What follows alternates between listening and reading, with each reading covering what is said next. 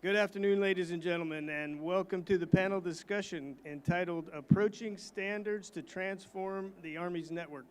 I'm Matt Guerreri. I'm the Deputy Director at the Joint Tactical Networking Center here in San Diego, and it's my honor today to introduce our esteemed panel members. I'm going to go in the order that they will be presenting. We'll start with Colonel Cade Sy.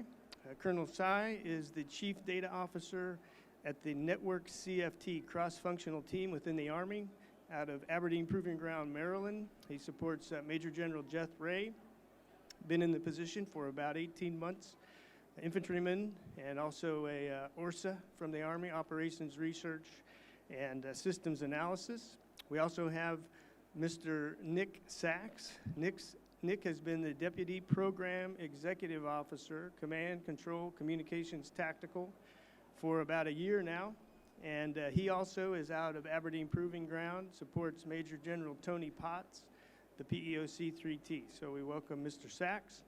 And then lastly is Mr. Kurt Reese. Kurt Reese is the Director of the Joint Tactical Networking Center here in San Diego. 39 years of Navy civilian professional experience, and we welcome our three panel members. With that, we'll go into the first panel member discussion, and that will be Colonel Sy. Over to you, sir. All right. Thank you very much. So for those of you unfamiliar with what the Network Cross-Functional Team is, so there are 8 cross-functional teams that are set up under Army Futures Command, and we are one of them charged with setting up the network of the future. So this panel is talking about how we're going to enable data standards to do that. So I want to start off a little bit, being a little interactive here. So just bear with me for a minute. Roughly how many of you are iPhone users? All right, how many are Android users? Okay, can you talk to each other? All right, you can pass data to each other, files, messages, video, pictures, all that type of stuff. It would seem to make sense that we would want our network to be able to do that too, right? But right now, we have some challenges with it. So we're trying to modernize that piece of it, and one of the ways that we're doing this is becoming a full partner within the JADC2 effort.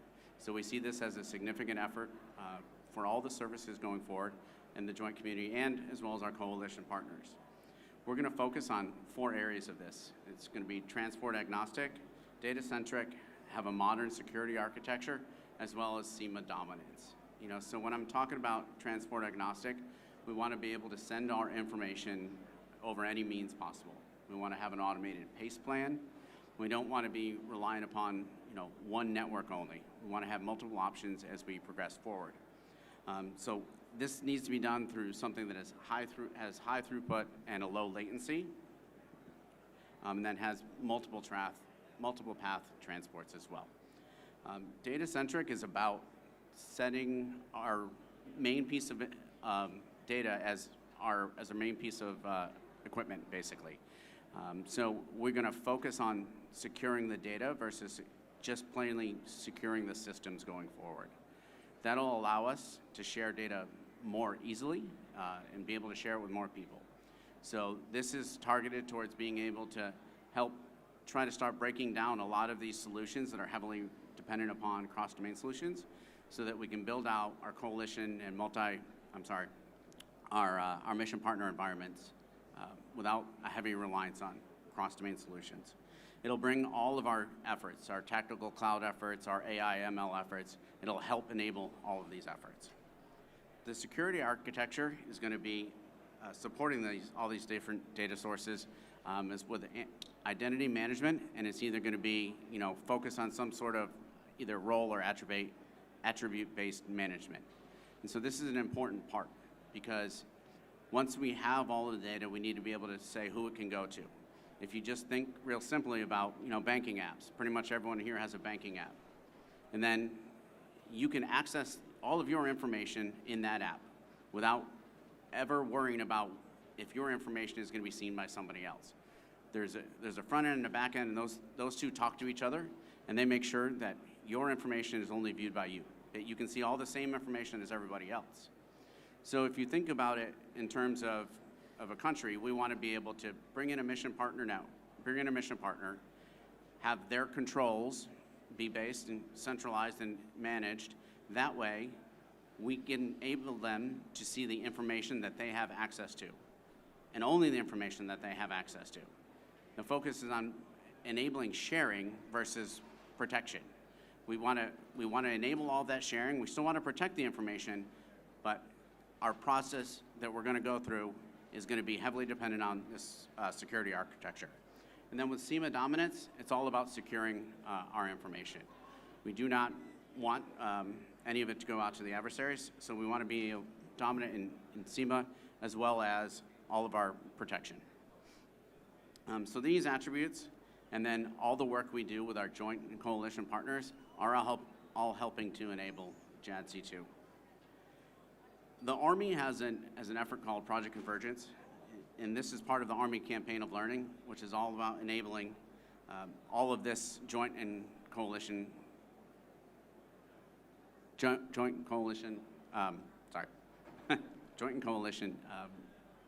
collaboration. Our partners in the S&T and acquisition community are heavily working this as well too. And all of this is going to focus on meeting our goals of having a data-centric Army as well as enabling JADC2. For example, right now we have both UK and Australian officers as LNOs within NetCFT, and that helps us share information so that we can share our practices, but it also helps establish trust with those partner nations going forward. We have been closely tied in with the JADC2 CFT effort, as well as Project Overmatch from the Navy.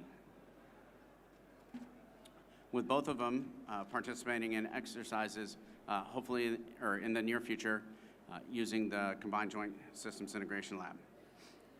This will enable us to break down the old swivel chair methodology. We'll no longer have to hand information from one person to another person and do work here and then pass it to somebody else.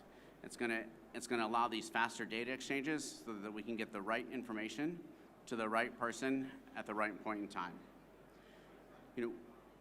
We've identified many areas where we still need to improve, but we've also had many successes in this arena.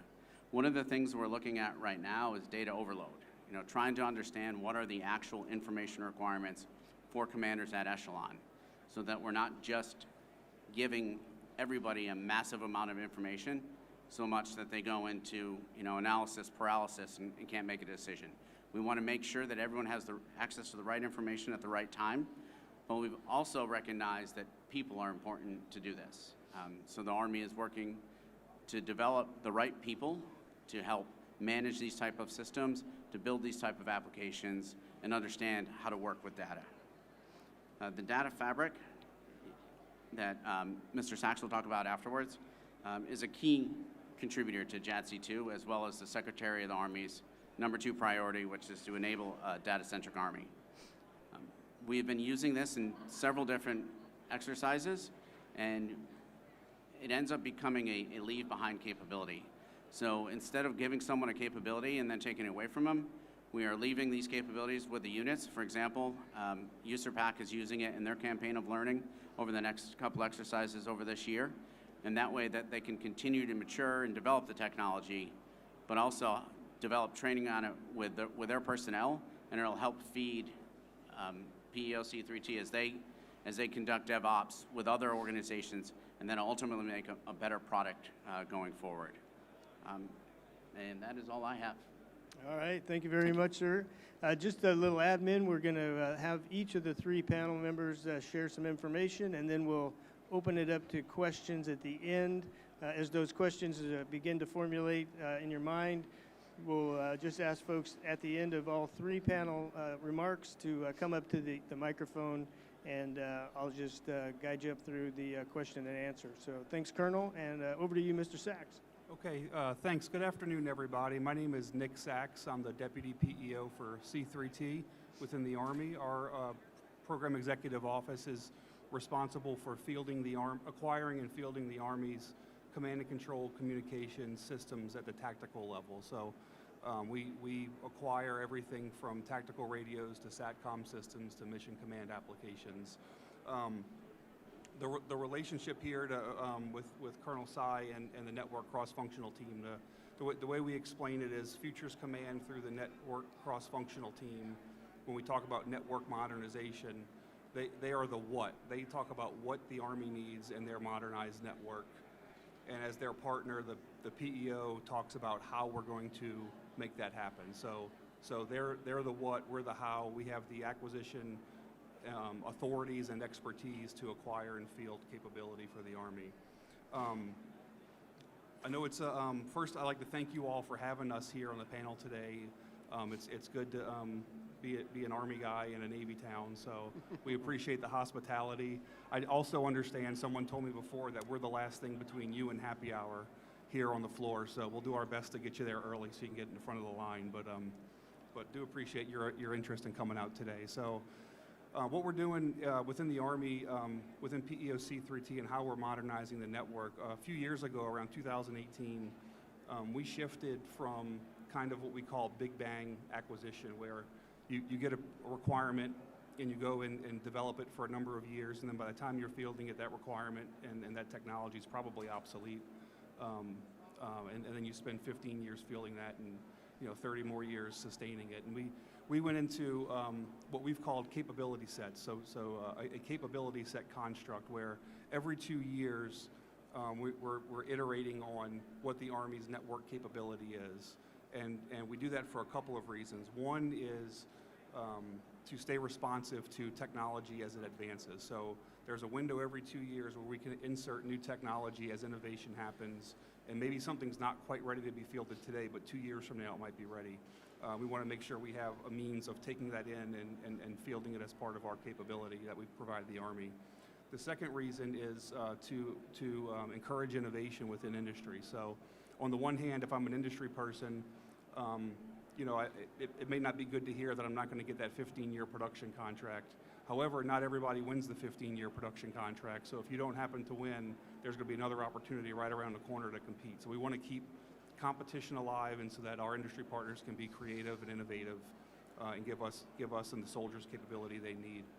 And the third reason is that so that we can be responsive to threats. So the threat today is not going to be the same as the threat 2 years from now or 4 years from now. We want to make sure we have windows to insert capability to address any threats that are on the horizon.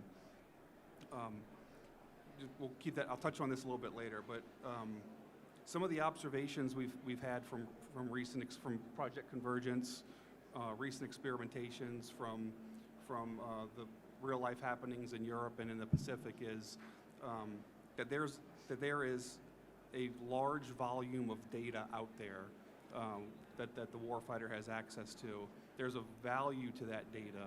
The commanders are hungry for data to help them make better decisions. And there's a need for that data to be available where it's needed, when it's needed. As we're thinking about, with all that as a backdrop, our capability sets and the need for data, it's clear to us that we need modernized network capability that promotes open API, common standards, commonly accepted standards, and it also enables and leverages data tagging. The open standards and API are really key to allowing industry to be innovative and play with us, and come in and out of the capability set or the network, depending on what the mission is. If we don't have common standards and common API, then we're re-engineering everything whenever we want to bring something new in. So we want to try to keep everything as open as we can, so that our partners can join us.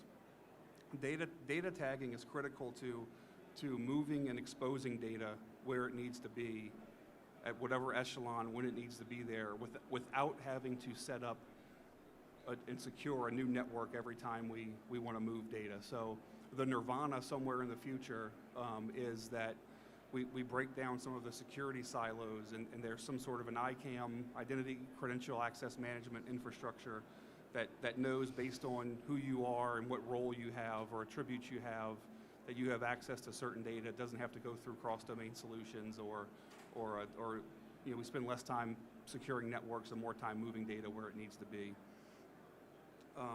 There's three current priorities in the PEO priorities or programs that we're working in the PEO that touch on open APIs, standards, and data tagging. The first one I'll talk about is the data fabric. Colonel Sy mentioned that a little bit. That's an exciting effort that we're doing right now under our project manager mission command.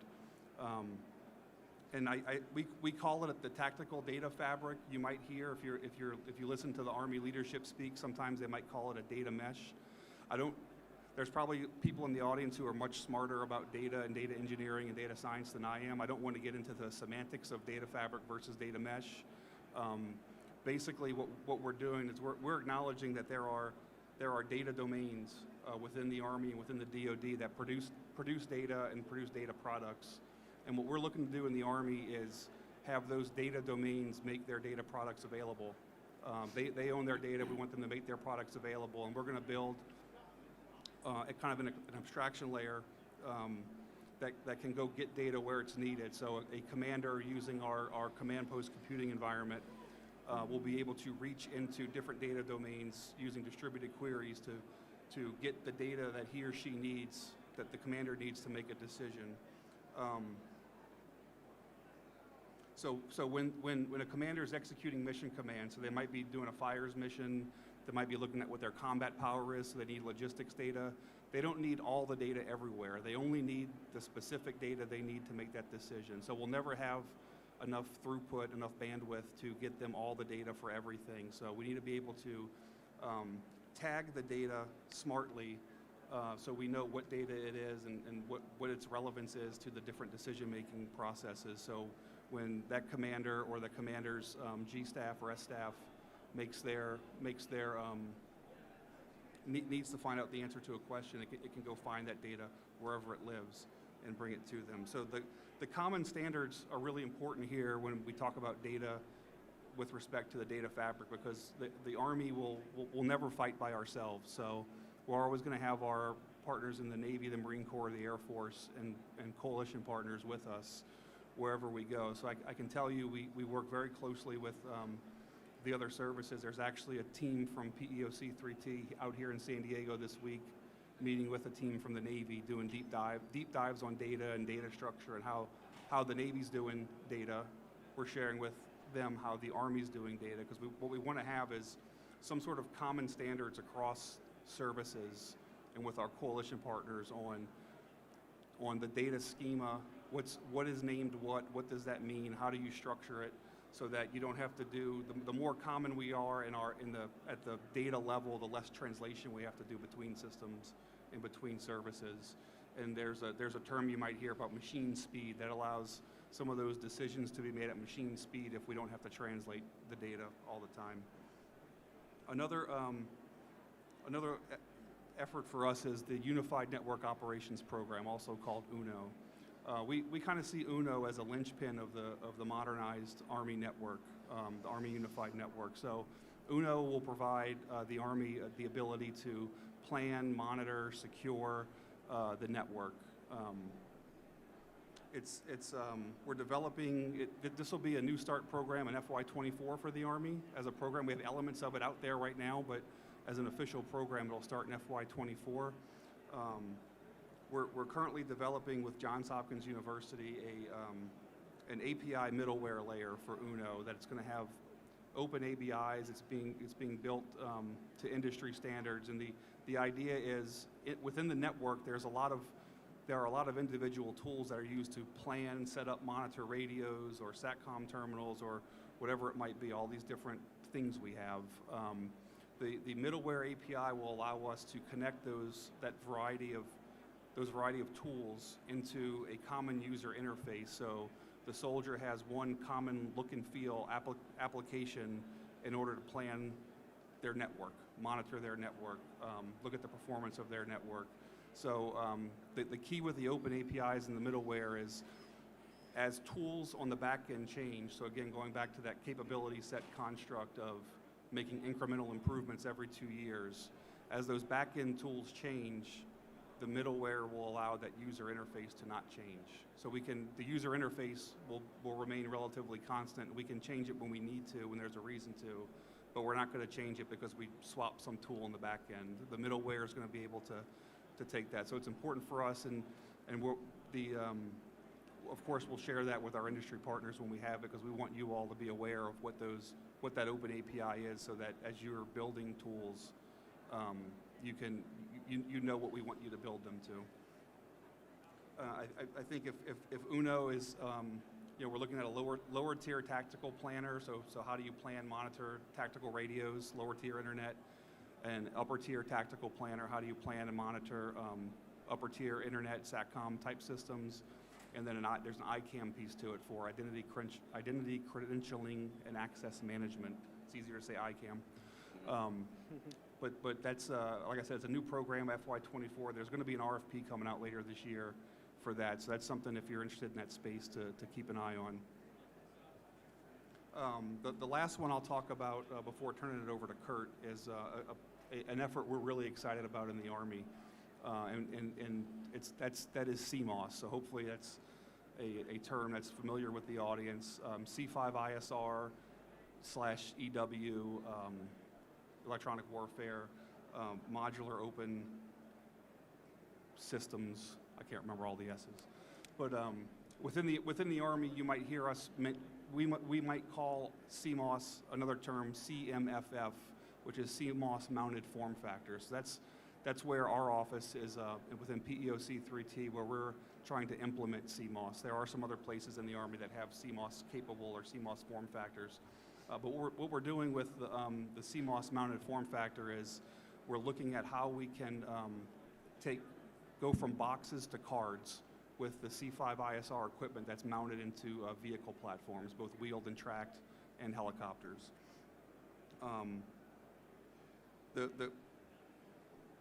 Basically, outside of the financial incentive for the Army to do that, we think it's a good long-term investment to go from boxes to cards.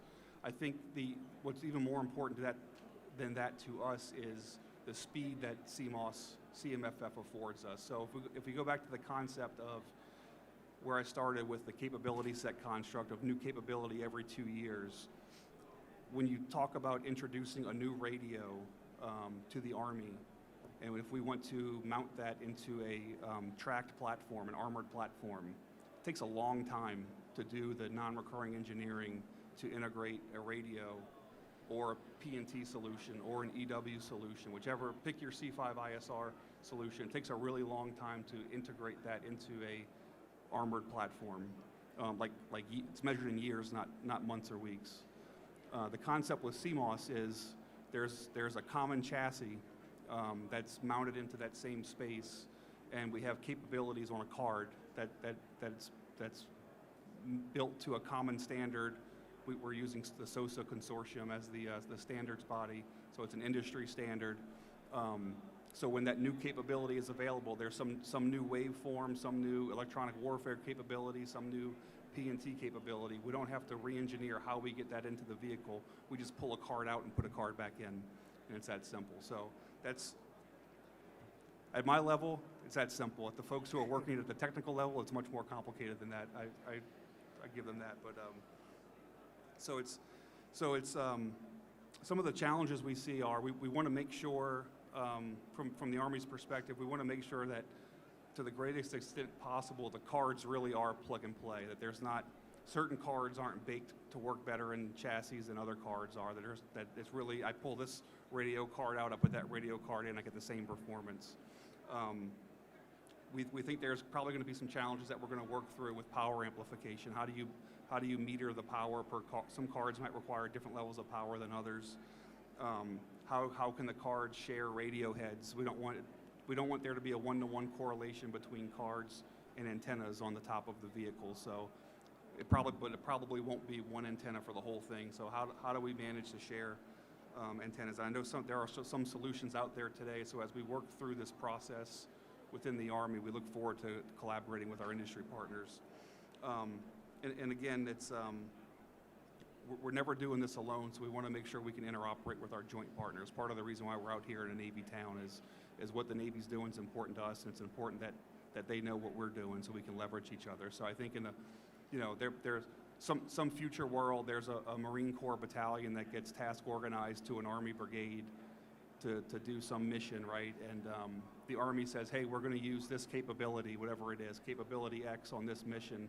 And the Marine Corps says, well, we don't have that. The battalion says, we don't have that capability. And the Army says, here's a VPX CMOS card. Go plug it into your chassis. And now you have that capability, and you can join us. You know, so that's kind of long-term. You know, some of the operational benefit we think of going into that. So it's the Army is all in on CMOS, on CMFF. We're working through right now chassis development, and some of our PMs are both within our PEO and other PEOs are working on payload cards. So we're really excited about what CMOS can offer. But again, it's super important that we get the standards right on CMOS, because if the standards are off, the cards won't work, and then it puts more burden on the soldiers to figure it out in the field when they plug the cards in. If the cards the Army's doing aren't interoperable with the cards or the capabilities the Navy, the Marine Corps, the Air Force, and our coalition partners have, it does us no good. So I'm going to turn it over here to Kurt to talk a little bit more about standards. We're looking to leverage JT&C, which is they fall under PEO C3T from an organizational perspective, but we kind of see them as an independent arbiter when it comes to kind of conformance testing and engagements with industry on different assessments. So Kurt will talk a little bit more about how they're doing compliance. All right, thank you, Mr. Sachs. As Matt mentioned, I'm the director of the JT&C, and by way of introduction, Matt is the deputy director. So thank you, Matt, for filling in, and also want to thank our JITC folks for traveling to see us this week and participating. They're one of the 2 joint centers left in the DoD. There's not many of us left. JT&C, I thought I'd spend a few minutes with an overview of what we do and where do we come from and why is standard so important to us. Also in the audience is several JT&C employees. Could you please raise your hand? These folks are software-defined radio waveform experts, and if you have questions on HF, or as Dr. Daly was on a panel a few minutes ago, please tackle them afterwards. Specifically for standards, Mr. Brickner, could you raise your hand again, Mr. Bill, and Shalina? These truly are national experts on standards. So if you guys have any hard questions, we are ready for you. So we've got some home run hitters in the audience. As Mr. Sachs said, the JT&C does belong to the Army for acquisition oversight. But as a joint center of excellence for networking capability, we also have OSD oversight, and we're actually the technical advisor for OSD for waveforms. So that allows us to have that fair assessment across the joint warfighter for all services. And why is JT&C in San Diego? Specifically, we're in San Diego because we are the last remnants of the JTRS JPO organization, and we are actually still on Naval Base Point Loma here in San Diego. We have competency support by NAVWAR SysCom, Admiral Small and Mr. Pope. So we actually have 3 different organizations that we coexist with. But for all acquisition matters, it's General Potts and Mr. Sachs that has probably the 90% of our day-to-day keeping for acquisition oversight. So that's all very, very good. The JT&C's mission and vision is basically focused on interoperability for the joint warfighter. Specifically, our expertise is waveforms. We also have a very strong interaction with software-defined radios, and we also work very well with networking technologies that enable that. We are the knowledge broker for this information, the JCM, and the Joint Communications Marketplace, and the DoD Information Repository. Mr. Fritz McNair, could you raise your hand, Fritz? He owns those. As the technical advisor for OSD, we also take on all challenges involving interoperability across the services. And Mr. Brickner, again, you've raised his hand twice, his directorate takes care of all of that activity. So between the 2 roles, this is predominantly what we do. Now, here today to talk about standards and why standards is so important. I'm not an expert on standards, and it took Bill and Shalina weeks to get me ready to have a 10-minute conversation with you. But specifically, there is so much going on with standards that I think there's a small group of folks in the DoD are very passionate about.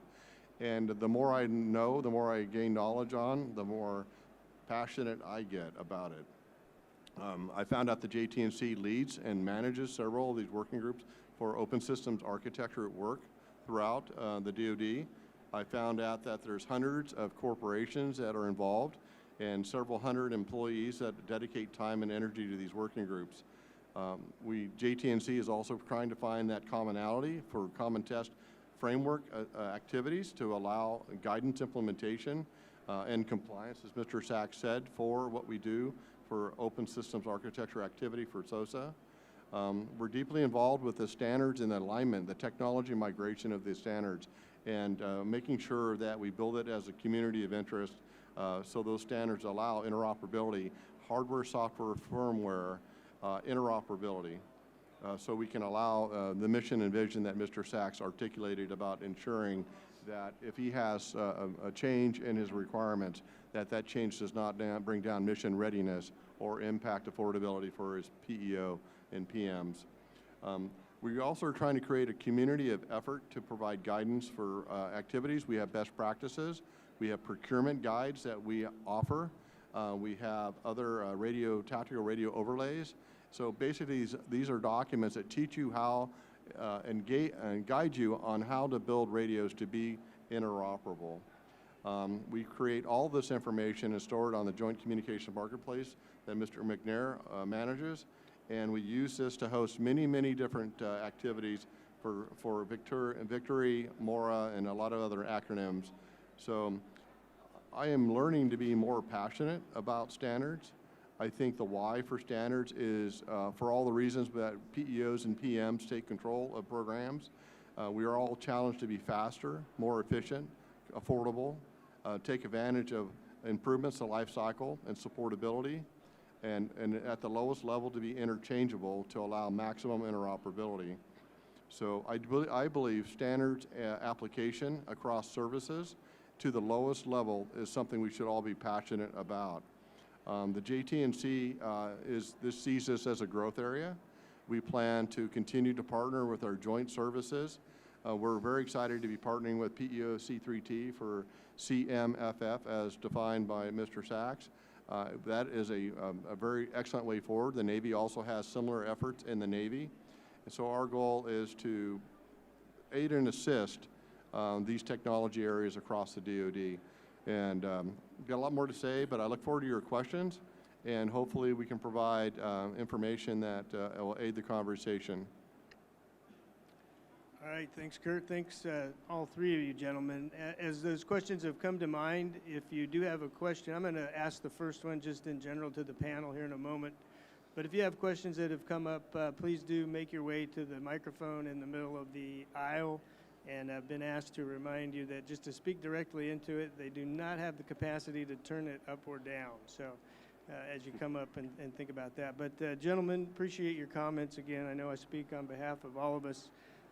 From your organizational perspective, be it the Network CFT, PEO C3T, or the JTNC, what would you recommend to the audience here, our industry partners, to work to reduce barriers to effective standards implementation across the Army and across the Joint Force? Let's open that up. Yes, sir. Go ahead. Colonel Sy. All right, thank you. So my recommendation would be to help us understand what the standards that we currently have out there, what the limitations of them are. Because standards aren't new. We have all sorts of standards out there, but we're not using them. And so if there are certain reasons why they're not being used or why we shouldn't use them, we would like to know why, because as we look forward to defining systems in the network of the future, we want to make sure that any standards we implement are openly accepted and make the ease of development, whether it be hardware, software, or any other application, we want to enable that so that we can quickly change things out, like Mr. Sachs said, without worrying about any back-end issues. So helping us understand where our requirements for standards needs to go would be of great use. Thank you, sir. Okay, I would say from my perspective, unless it's something cybersecurity related, or like safety of flight or something like that. We very rarely dictate a standard without some sort of communication, RFI or something ahead of time. So if we like to try to signal where we're going before we go there. We're probably not 100% effective in doing that, but that's our intent, is to make sure our industry partners know where we're going. What I would ask for, the PEO is open for feedback.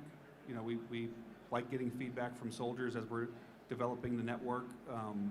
We also like feedback from our industry partners. So if there's some standard we say, hey, we think we want to follow this standard, and it's really stupid, please let us know. You know, hey, that's a good, what are you trying to get out of that standard? Because the way you have it written, you know, is adding cost or time on our development or our integration or whatever it might be. If you know what we're trying to do, you can help us shape those standards where you see that they're, you know, impeding business, or if there's a perception that certain standards are causing or reducing competition. You know, we'd be interested in hearing that kind of feedback. So I think what I would ask for is some help from you all where you, and also your participation. I know many of you are probably members in the SOSA consortium, and there are probably some similar type consortiums within you know, general industry. So I would ask you all to make sure you're participating there. So, like I said, we're leveraging the SOSA consortium for CMFF. I know the Marine Corps is also leveraging SOSA as well. I'm not sure about the Air Force and Navy, but the Army does not drive SOSA standards. We are a voting member, just like many of you sitting in the chairs are voting members in the SOSA consortium. So it's important that you leverage those networks as well to make sure you're influencing the standards body.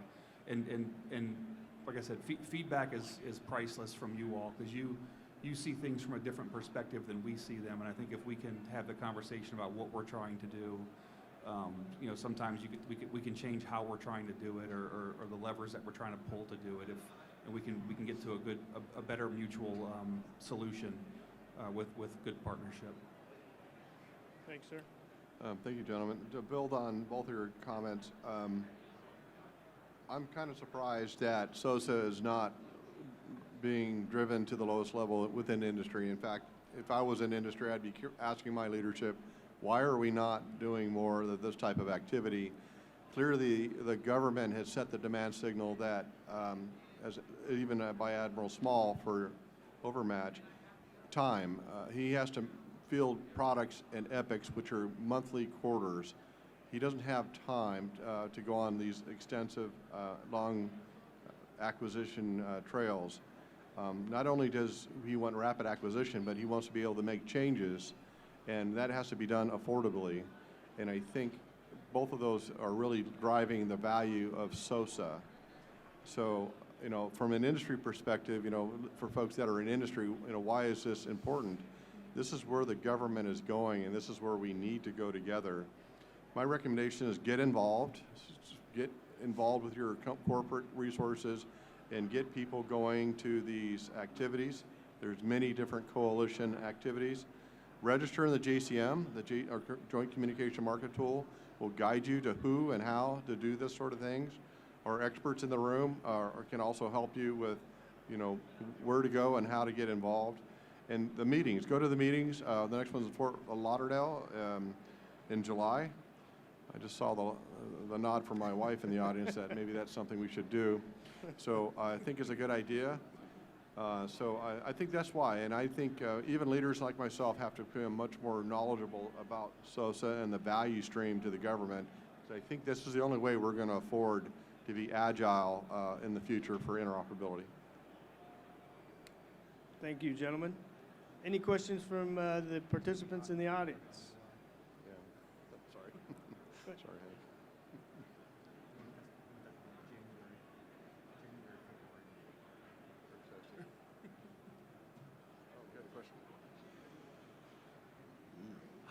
Hi, thank you. I just wanted to see if you could expand on some of the standards that you were talking about there, and would DISA-STIG or you know, anything like NIST, when it comes to your software development and operating systems, would that apply to that? So Really good question. I will start my answer saying that you asked a very technical question to a very non-technical, probably maybe the most non-technical person within the PEO. But generally, I'll say we from a software development perspective, we're trying to use generally accepted industry standards. I can get with you afterward and get your information. I could probably put you in touch with somebody who can better answer your question. But there's some general, there's general messaging, commonly accepted messaging formats, cross-service, cross-coalition, that have been accepted by, that might be accepted by NATO messaging standards, Five Eyes, et cetera, and we try to match those sort of standards to ensure that the data can move from point A to point B. I'm not sure if that was getting at, I know I don't have the list of all those acronyms to give you, but I can get your information afterward and make sure you get to the right person. If you don't mind, I'll add on. It's a complicated question because what layer are you asking for that standard and interface opportunity, and transport layer or whatever the data layer you're asking for.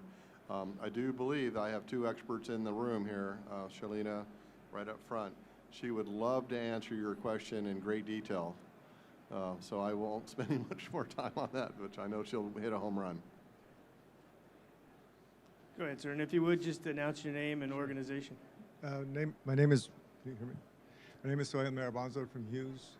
Wanted to, about your feedback from the industry, one of the talked about security fabrics is Transec. And I wanted to find out what your thoughts are and guidelines are from the feedback that you've gotten from the industry. And also in terms of your industry outreach for some of the things that you're talking about right now in terms of an RFI, like the SAMs and the questions that have been put to you on behalf of the industry. Thank you. Okay, I think I caught most of the question. It was hard to hear, but asking about our thoughts on like Transec, and there was another piece of that you said. Well, just from the industry point of view and some of the feedback that you want on, for example, SAM's RFI. Okay, so I'll start with the second one first. So typically all of our RFIs will go through sam.gov. We also have a semi-annual event that we call Technical Exchange Meeting. They move around. The next one's coming up in a few weeks in Philadelphia. Apologies, it's Software as a Managed Service, SAMS. Oh, SAMS. I'm sorry. I thought you meant like SAM or RFI. Okay. We're just we the PEO are just starting now to dip our toe in the managed service pool.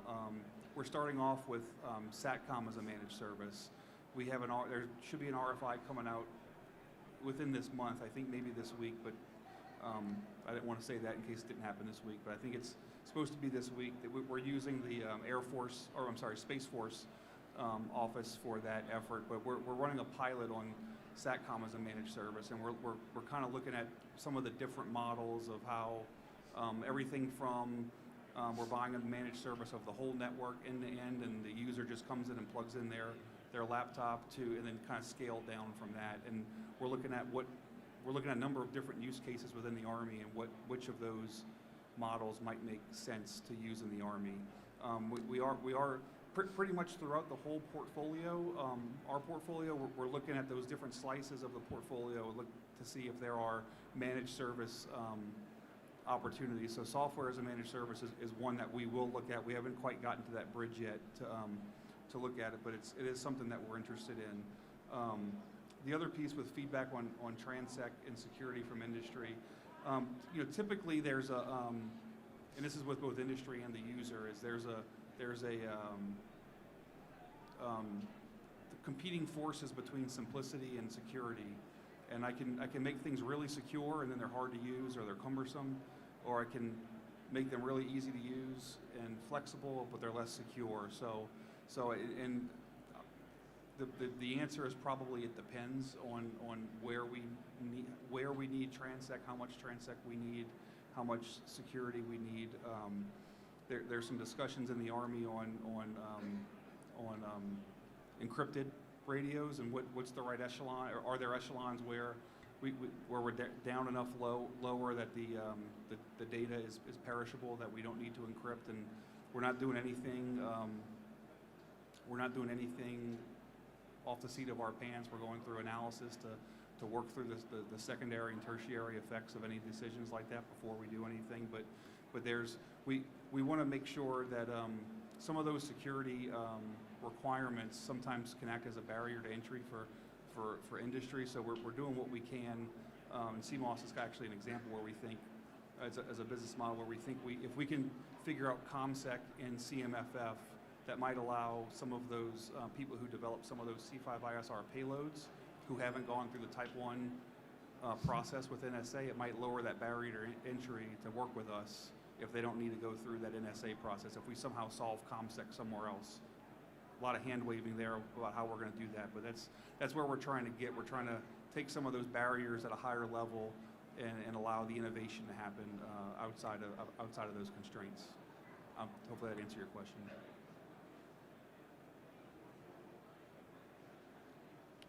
Go ahead. Hello, my name is Jin Song, and I came from Genesis Code, and we are a startup in Silicon Valley. What we develop is error correction coding, data compression algorithm, and a data encryption algorithm. So basically, we enable fast, secure, and ultra-reliable data transmission and data storage, which is very relevant to the topic this panel discussed. So my question is, for a small startup, we have those technology, how to participate in this discussion or in those initiatives? Yeah, if you don't mind, I'll take that. The Joint Communication Marketplace is a fundamental tool that allows you to introduce your information. Basically, I would describe the JCM as Wikipedia with consumer reports attached to it, so you can actually provide. You could also contact the JTNC directly for those types of technologies, specifically for resilient waveform activities. We can probably point you in the right direction for people you can talk to, or we can provide you some technical analysis type of activities if it makes sense. So part of the role of the JTNC is to connect the Joint Warfighter knowledge activities, so we can help you there. Mr. Brickner right behind you probably could be a good POC to chat with, but OSD-RNE has quite a bit of technologies that you just described specifically for resiliency. And that would be part of the community. We just did an RFI with industry, so we had about 24 vendors participate, 33 different types of technology. One of them actually had error coding technique, so I hope that helps. Okay, great, thank you. I told Bill to sit in the front row, but he wouldn't do it. All right, I think that will wrap up. We have another question. Time for another here.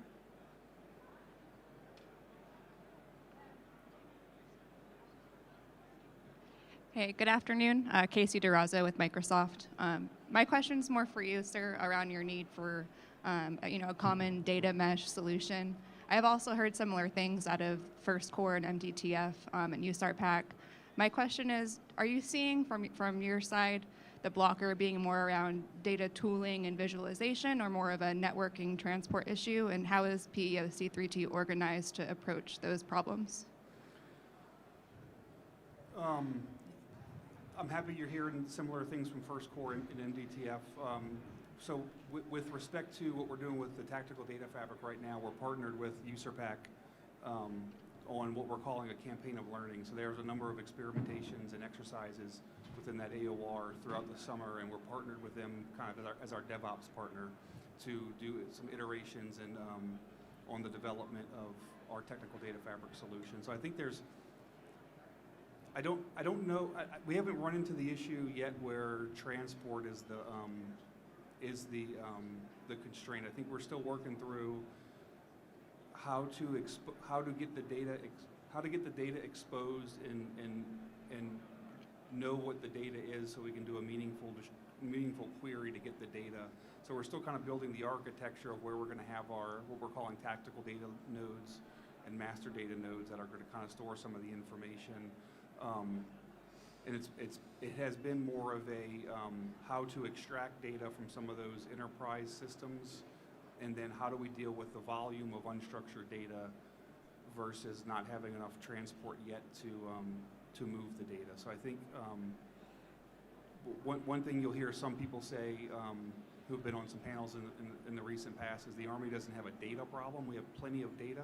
We have a data management problem. So we're getting to the point where we're able, from the tactical system, to get into some of those enterprise data repositories like the logistics databases, and we can have access to all the data in there. But there's a whole lot of data in there. So being able to and this gets back to the data tagging, to get at what data we need in order for that commander to make the decision, and without having to, if we have to move all the data, that's when I think the transport pipes become a problem. But we don't want to do that. We want to keep the data where it is within that data domain, and through distributed query or some other mechanism, only move the data we need to answer that question, and we don't want to. We're doing our best right now to not have that data persist in multiple places. So have it stay within the domain where it belongs, and only move the data we need for a specific purpose. I don't know if that answered your question.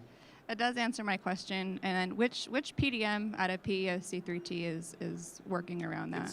It's underneath PM Mission Command is the PM. I believe it's under PDM JVCP is the lead right now for, no, I'm sorry, PDM Tactical Mission Command. Okay. So the same PM that's doing CPCE and TSI servers. All right. Thank you, sir. Okay. Once again, we would like to thank you for joining us today for this panel discussion, and please join me in thanking our panel members for their time and info.